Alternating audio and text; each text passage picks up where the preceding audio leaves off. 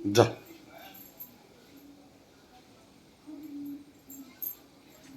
ঠিক আছে, দুর্গা ডান্স করো কবার থেকে? শুভ রামনবমী। রামনবমী সবাইকে অনেক অনেক শুভেচ্ছা। এই যে সারা কি সেজেছে, সারা আজকে ওই যে কুমারী পুজো হয় না, আরিয়াদের ঘরে কুমারী পুজো হবে, তো ওই জন্য সারাকে সাজিয়ে নিয়ে যাওয়া হয়েছে। রেখে দাও, ওটা রেখে দাও, একটু সুন্দর করে একটা ছবি তোলো তো, সুন্দর করে। ওটা রাখো, ওগুলো রাখো,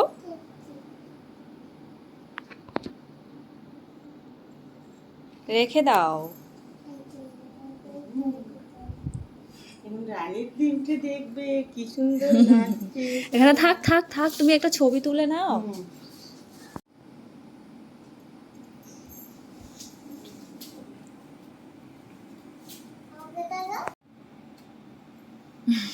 হাত দেবে না, হাত দেবে না, হাত দেয় না।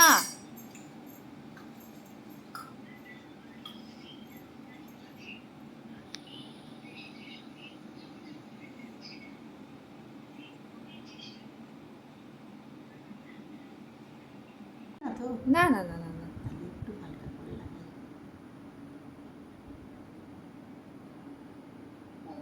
কি করেছি তো? এটা আলতা পরিয়ে দিচ্ছে। আমি আমার এরকম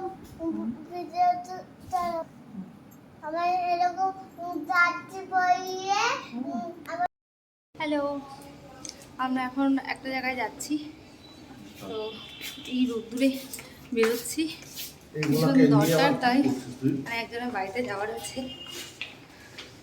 চলো দাদা। আরে সিঁদুরে গেলে তো হয়ে যাবে।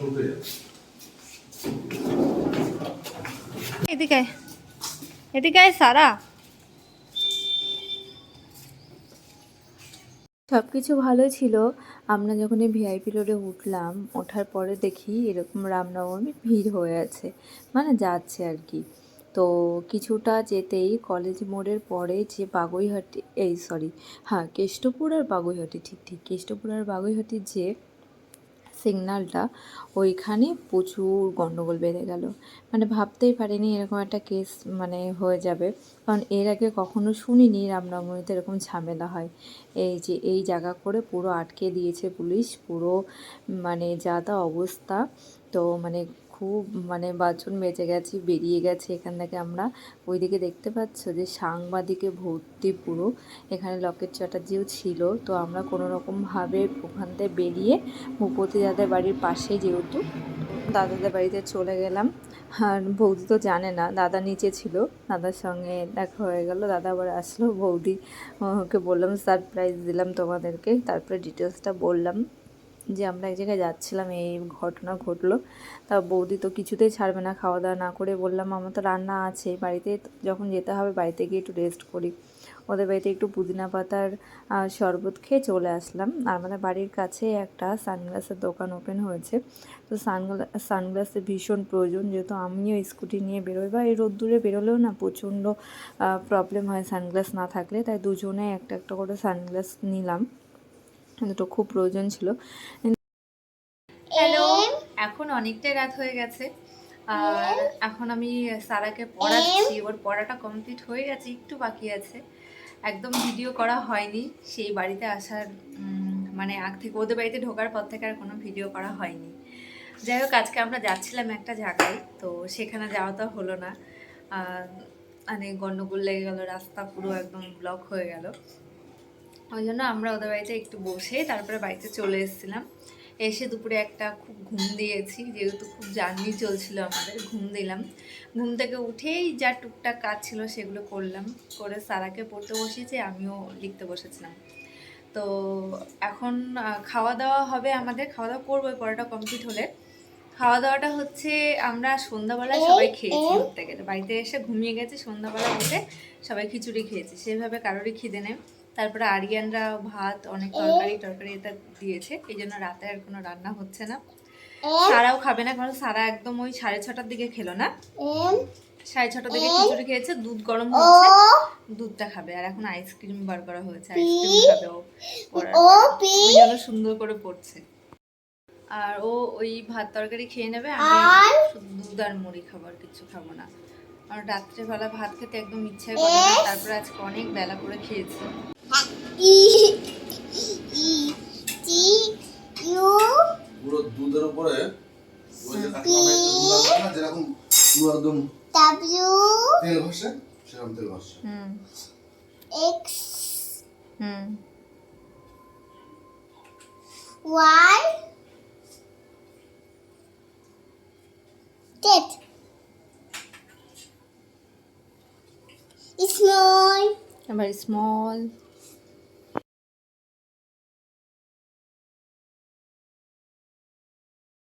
কালকে রাতে ওই যে পড়াশোনা করার পরে আর ভিডিও করা হয়নি, শেষ করিনি, তাই ভাবলাম আজকের দিনটার সাথে কালকের দিনটা মিশিয়ে আপনাদের সঙ্গে শেয়ার করি। তো ঘুম থেকে উঠে রীতিমতন সকালের যে কাজবাজ থাকে সেগুলো করে নিয়ে চা বসিয়েছি এখানে। আর চাটা কিন্তু আজকে গুড় দিয়ে বসিয়েছি, মানে চিনিটা এখন অ্যাভয়েড করছি, চায়ে টায়ে গুড় দিয়েই খাই বেশি। আর সকালবেলায় কিছু বাজার করা হয়েছে, তো সেগুলো একটু শেয়ার করব। এই যে এখানে বাজার নিয়ে বসেছি। অনলাইনে ডিল শেয়ার বলে একটা অ্যাপস আছে, ওখানে এত কম দামে এখন দিচ্ছে, ওই জন্য আমাদের কিছু প্রয়োজনীয় জিনিস ওখান থেকে নিলাম। তো ওরা সকাল সকালে ডেলিভারি করে গেছে, 2 ঘন্টার মধ্যে ওরা ডেলিভারি করে। তো কি কি নিয়েছি দেখাচ্ছি। পরীক্ষার জন্য এখানে চলে চার্জ করে দিচ্ছে। মনি কি হবে, কথা বলছো না শোনা? শরীর খুব খারাপ। খাওয়া দাওয়া করো, ঠিক করে খাওয়া দাওয়া করো। খাওয়া দাওয়া না করলে শরীর আরো খারাপ হয়ে যাবে, বুঝেছো? কি খাবা না? এটা তো হবে, শোনা, না খেলে শরীর দুর্বল হয়ে যাবে না, তখন মাথা ঘুরবে, শরীর দুর্বল হয়ে যাবে।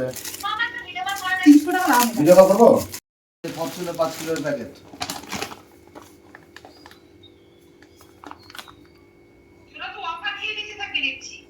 আমি অফার পেয়েছি বলে এই সবাই নিচ্ছে, শুধু আমরা না, যাদেরকে পাঠিয়েছি সবাই ইউজ করা শুরু করে দিয়েছে। সবাই ইউজ করা শুরু করে দিয়েছে। 14 টাকা। এই যে 14 টাকার আম। আমি কেমন টাকা আজকে হচ্ছে 30 টাকা দিব। প্রচুর টক। তার 30 টাকা দুটো আম, এই যে আমাদের 3টে আম 14 টাকা। এদার আমার 30 টাকা দিতে। এই যে 36 টাকার 36 রসুন। টাকার রসুন। এই পেঁয়াজ 37 টাকার পেঁয়াজ। আদা এই যে 6 টাকার আদা। এই যে 9 টাকার গাজর। 9 টাকার গাজর। এই দেখ 9 টাকার বিট, 9 টাকার গাজর। 9 টাকা এখন কিলো এই যে আলু 10 টাকা, 10 টাকা। 10 টাকা আলু। 10 টাকা এই যে 9 টাকার বেগুন। 9 টাকা বেগুন দুটো বড় বড়। তরমুজ 30 টাকা 3 কিলো তরমুজ খাইছি। 10 টাকা দিবি। তোমার আজ এত সকাল সকাল রান্না হয়ে গেল? দেখো তো দিদির সঙ্গে কথা বলতে বলতে খাওয়া দাওয়া সব কাজগুলো করে নিলাম। এবার রান্না করছি, ভাত হয়ে গেছে, করছি হচ্ছে কাঁচকলার কোপ্তা। তো আজকে বানাচ্ছি হচ্ছে মাছের শেপ দিয়ে, এর আগেও আমি বানিয়েছি। আর এমনি কাঁচকলার কোপ্তা তো খেতে খুব ভালো লাগে, অনেক রকম শেপে করা যায়, কিন্তু মাছের শেপে করলাম, দেখতে বেশ ভালো লাগে। বিশেষ করে আমার বরের মতন যাদের অবস্থা, যারা মাছ ছাড়া বা মাংস ছাড়া খেতে পারে না, তো তাদের জন্য মনে হয় এরকম একটু শেপ বানিয়ে দিলে ওই দুধের সাথে ঘোলে মেটানোর মতন অবস্থা আর কি করানো যাবে। যেমন আমাদের খাওয়া নিয়ে গণ্ডগোল হয়, রোজ মাছ মাংস, আমার হয়ে যাচ্ছে বিরক্তিকর ব্যাপার একটা, রোজ মাছ মাংস। তো ওর হচ্ছে একটু মাছ মাংসর গন্ধটা দিলেও দিতে হবে, এরকম ব্যাপার। তো ওদিকে আমি ওইগুলো ভাজতে দিয়ে দিলাম, দিয়ে মশলাটা করে নিচ্ছি, নিরামিষ যেহেতু ওই জন্য তো পেঁয়াজ রসুনের কোনো দেওয়ার দরকার নেই। এর মধ্যে একটু আদা বাটা, কাঁচা লঙ্কা আর টমেটো দিচ্ছি, আর একটু জিরে দিচ্ছি, দিয়ে একটু চালমগজ, একটু কাজু গুঁড়ো, মানে ভাঙা কাজুটা, এই সব কিছু দিয়ে একটা খুব সুন্দর পেস্ট বানিয়ে নিচ্ছি, ব্যাস। আর এইটা বানানো অনেক সিম্পল। এবার আমি কড়াইয়ে তেল, একটু গোটা জিরে, একটা শুকনো লঙ্কা ফাটিয়ে দিয়েছি, যে পেস্টটা করেছিলাম সেটা তেলের ওপর দিয়ে ভালো করে এটাকে কষিয়ে নেব। মশলাটাকে যতক্ষণ না তেল ছাড়ছে ততক্ষণ কষাবো। কষানোর পরে আমি জল ঢেলে দিয়েছি, জল ঢালার পরে আমি সব এই যে মাছগুলো দিয়ে একটু লাস্টের দিকে গরম মশলা আর ঘি দিয়ে নামিয়ে নিয়েছি। টিফিনটাকে রেডি করে দিলাম। আজকে রান্না এই যে কোপ্তা, মাছ বলে ফেলছি বারবার, কোপ্তা, আর হচ্ছে ওখানে বেগুন ভাজা, শসা আর চাটনি। আর রান্নাঘরের অবস্থা এই হয়ে আছে, আমার প্রচণ্ড বাসন হয়ে যায়, শুধু রান্নাঘর না, টেবিলের অবস্থা ভীষণ খারাপ। এমনকি নিচেও। এবার এগুলোকে সব গোছাবো, পরিষ্কার করবো।